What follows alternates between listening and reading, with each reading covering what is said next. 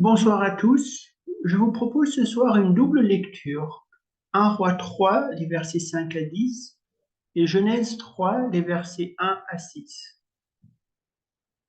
À Gabaon, l'Éternel apparut en songe à Salomon pendant la nuit, et Dieu lui dit, demande ce que tu veux que je te donne.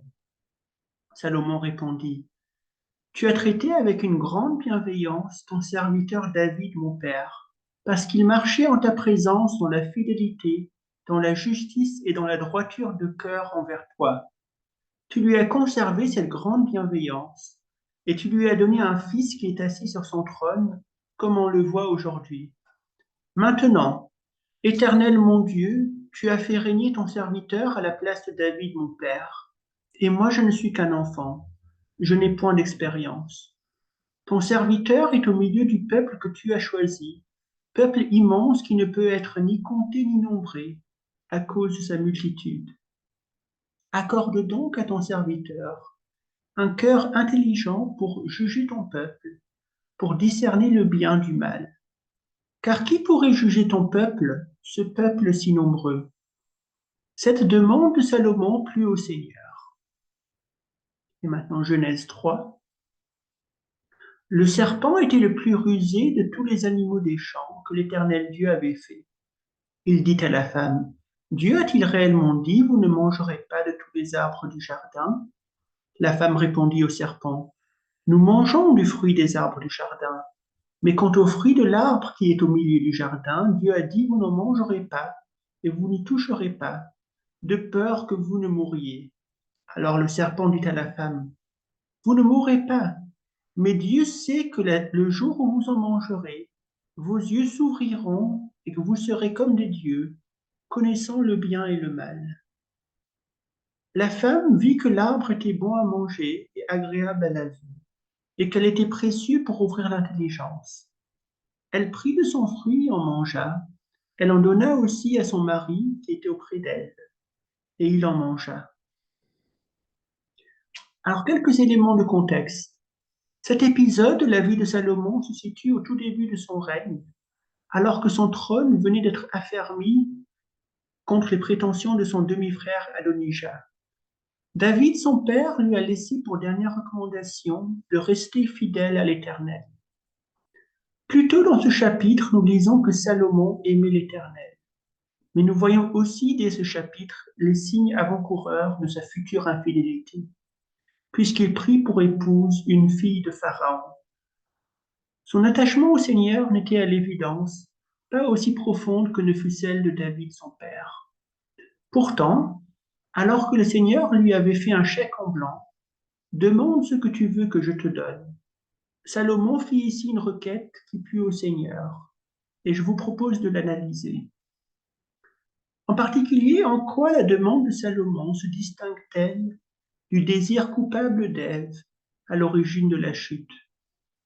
En effet, les deux quêtes sont en apparence similaires, puisque chacun recherche la sagesse et l'intelligence, et un certain discernement entre le bien et le mal. Pourtant, elles se distinguent radicalement tant dans le type de sagesse qui est recherchée, dans la finalité pourquoi elle est recherchée, et dans la manière dont elle est procurée. Je vous propose de commencer par la finalité. Ève recherche la sagesse pour elle-même, pour booster son ego et sa vanité.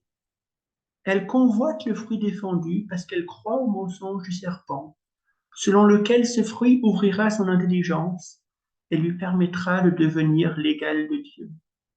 Salomon, quant à lui, recherche la sagesse pour lui permettre d'accomplir la lourde mission qui est devant lui, celle de diriger avec justice et droiture le peuple de Dieu, ce peuple immense qui l'impressionne tant. L'hébreu du verset 9 permet d'affiner cette perspective, puisqu'il est dit littéralement, qui pourrait juger ton peuple, ce peuple si pesant, Hakavet? Salomon prend au sérieux le poids de ses responsabilités et recherche la sagesse pour des motifs altruistes. Or, et l'Éternel le reconnaît, puisque c'est aussi pour ça qu'il l'avait mis à l'épreuve, Salomon aurait pu, s'il avait voulu, faire une foule de requêtes égoïstes, Il aurait pu demander pour lui-même une longue vie, des richesses ou la mort de ses ennemis. Venons maintenant à la manière dont cette sagesse est recherchée. Ève ne s'embarrasse pas de demander à Dieu cette sagesse et cette intelligence qui lui font défaut. Elle a laissé le diable jeter un soupçon sur le caractère de Dieu. Elle ne croit plus en sa bonté, lui qui a pourtant pourvu à tous ses besoins.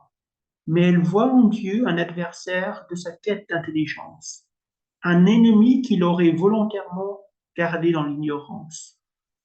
Or, ce fruit défendu est à portée de main, et elle décide donc de se servir plutôt que de rester dans une relation de dépendance envers Dieu. Salomon, quant à lui, reconnaît pleinement sa pauvreté spirituelle et son besoin de sagesse. Il se voit comme un enfant sans expérience, inapte à conduire le peuple de Dieu de ses propres forces. Il prend une posture humble et demande à Dieu ce qui lui fait défaut. Enfin, regardons maintenant au type de sagesse qui est demandé. Ève veut connaître le bien et le mal. Salomon veut savoir discerner le bien du mal. Ce n'est pas du tout la même chose. Ève veut perdre son innocence, acquérir par l'expérience une connaissance vécue du bien et du mal. Elle veut goûter aux fleurs du mal, aux jouissances du péché. Pour reprendre une analogie paulinienne, elle veut participer à la table du Seigneur, mais aussi à la table des démons. Salomon, quant à lui, recherche à atteindre la maturité décrite en Hébreux 5,14, la maturité des hommes faits, dont le jugement est exercé par l'usage, à discerner ce qui est bien et ce qui est mal. Et ce discernement aiguisé et pratique, il cherche à l'acquérir en se maintenant dans une relation de constante dépendance à Dieu, puisqu'il demande au verset 9, non pas un cœur intelligent, mais un cœur à l'écoute. Lev shoméa en hébreu, de shama, écouter. Il cherche à rester à l'écoute des préceptes divins contenus dans la Torah, à l'écoute de son peuple qui lui présente ses doléances, mais surtout à l'écoute de la voix de l'Esprit de Dieu en lui. Malheureusement, Salomon, comme on le sait, ne restera pas dans ses bonnes dispositions.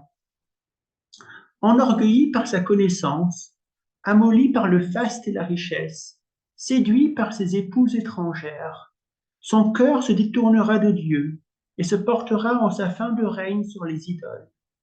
Il finira par se retrouver dans une quête vaniteuse, analogue à celle d'Ève, qu'il décrit ainsi dans l'Ecclésiaste.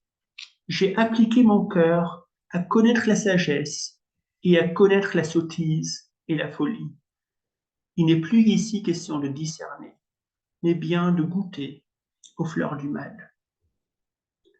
Ainsi donc, ces quêtes d'Ève et du jeune Salomon, en apparence similaires, sont en réalité radicalement distinctes, ce qui explique aussi la réponse divine opposée qu'ils reçoivent. En réalité, ces deux quêtes sont en fait la quête de deux types de sagesse. La première sagesse, l'apôtre Jacques la décrit ainsi. La sagesse d'en haut est premièrement pure, ensuite pacifique, modérée, conciliante, pleine de miséricorde et de bons fruits, exempte de duplicité et d'hypocrisie. La sagesse terrestre, quant à elle, est décrite comme charnelle et diabolique. Elle produit du zèle amer, un esprit de dispute, un désordre et toutes sortes de mauvaises actions. La sagesse mondaine, en se voulant autonome, refuse de reconnaître ou de glorifier Dieu.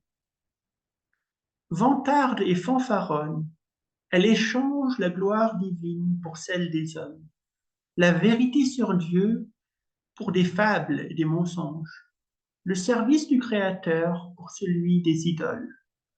C'est cette sagesse que Dieu confronte et confond avec la folie de la prédication chrétienne. Nous proclamons Christ crucifié, scandale pour les Juifs et folie pour les païens, mais puissance de Dieu et sagesse de Dieu pour ceux qui sont appelés, tant juifs que grecs. C'est donc avec raison que nous rejetons la sagesse du monde stérile. Mais attention à ne pas jeter le bébé avec l'eau du bain. Recherchons à aimer Dieu de toute notre pensée et employons nos facultés intellectuelles et morales à rechercher sa sagesse. Cette sagesse, dont la crainte de Dieu est le fondement, se cultive dans une relation de dépendance envers Dieu, marquée par l'humilité et la pauvreté spirituelle. Elle n'a pas pour but d'être un ornement dont nous pourrions nous enorgueillir, mais plutôt un instrument au service du peuple de Dieu et une arme contre les ennemis de l'Évangile. Selon la parole, soyez prudents comme les serpents et innocents comme les colombes. Mais veillons à nous-mêmes. La sagesse qui vient d'en haut est premièrement pure. Or, nos cœurs tortueux et méchants le sont rarement, et trop souvent peuvent dissimuler une ambition propre ou une vaine gloire sous l'apparence d'un zèle pour Dieu. La connaissance enorgueillit, mais l'amour édifie. Comme pour Salomon, Dieu étend son sceptre vers nous et nous demande: que veux-tu que je fasse pour toi? Demandons donc à Dieu un cœur sage et intelligent. Mais au-dessus de tout, je vous invite à demander à Dieu un cœur pur et fidèle, qui, contrairement à Salomon, ne se détournera pas de lui. Que Dieu vous bénisse.